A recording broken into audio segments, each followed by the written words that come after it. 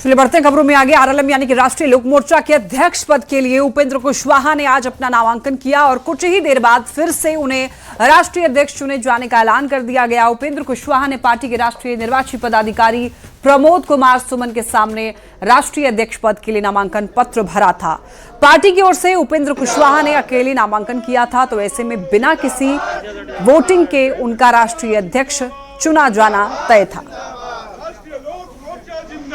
जिंदाबाद जिंदाबाद।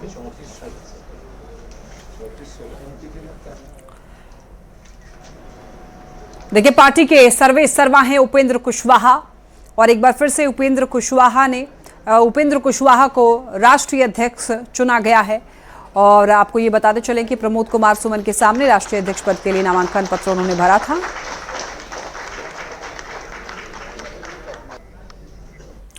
उपेंद्र कुशवाहा का बड़ा बयान, देखिए मंत्री दीपक प्रकाश को लेकर के उन्होंने बड़ा बयान दिया है। कहा है कि अब भ्रम नहीं रहना चाहिए। दीपक पूरे कार्यकाल के लिए मंत्री 2 से 4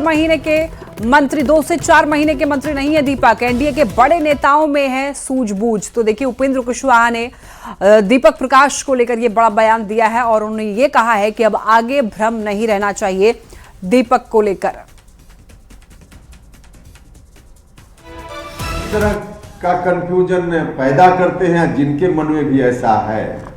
मेरी समझ से एनडीए के वरिष्ठ नेताओं की सूझबूझ पर आप शंका कर रहे हैं, आपको भरोसा नहीं है, इसलिए ऐसा कंफ्यूजन कर रहे हैं। एनडीए के नेताओं में पूरे तौर पे सूझबूझ है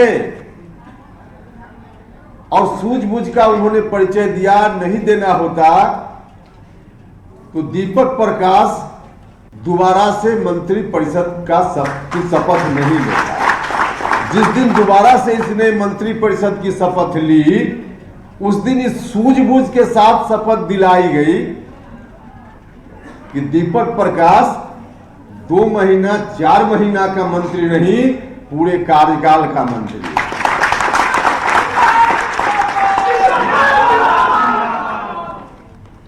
तो एनडीए के तमाम वरिष्ठ नेताओं की सूझबूझ पर कभी शंका करने का काम मत करिए। हमने तो प्रारंभ में पहला दिन ही जब चल रहा था मामला कि सदन का सदस्य बनना था, विधान परिषद में नहीं जा पाया, मीडिया के लोग परेशान कर रहे थे कि बताइए अब क्या होगा। कई लोगों ने तो फोन पर यह भी कहा कि अब तो आपको कोई निर्णय लेना पड़ेगा। असल में ऐसा पूछने के पीछे उनका भी दोष नहीं है।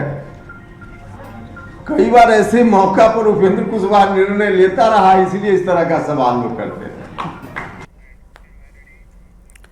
उपेंद्र कुशवाहा के साथ ही बिहार सरकार में पंचायती राज मंत्री दीपक प्रकाश का भी बयान सामने आ गया है और उन्होंने ये कहा है कि युवा हमारी पार्टी आरएलएम से जुड़ रहे हैं और डिसीजन मेकर के रूप में युवा अपनी भूमिका चाहते हैं। तो देखिए, इस वक्त की बड़ी खबर, अब दीपक प्रकाश का भी बयान सामने आ रहा है जिसमें उन्होंने युवाओं को लेकर कहा है कि युवा हमारी पार्टी यानी कि आरएलएम से जुड़ रहे हैं, डिसीजन मेकर के रूप में युवा अपनी भूमिका चाहते हैं।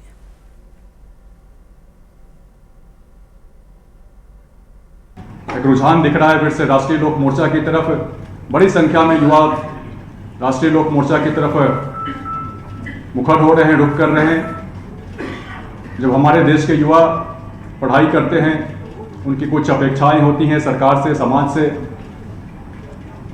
पढ़ाई के बाद जब वो जॉब मार्केट में जाते हैं, नौकरी ढूंढने जाते हैं, रोजगार की व्यवस्था देखते हैं, उनकी कुछ अपेक्षाएं होती हैं। साथियों, हमारा देश मुख्यतः युवा देश है। 65% आबादी युवा आबादी है। माननीय प्रधानमंत्री जी ने जो लक्ष्य तय किया है, भारत के लिए एक विकसित राष्ट्र की कल्पना की है। उन्होंने लक्ष्य तय किया है अगले 20 वर्षों में 2047 तक देश को विकसित राज्य के रूप में स्थापित करने की। उस लक्ष्य की प्राप्ति के लिए भी बहुत जरूरी है कि तमाम युवा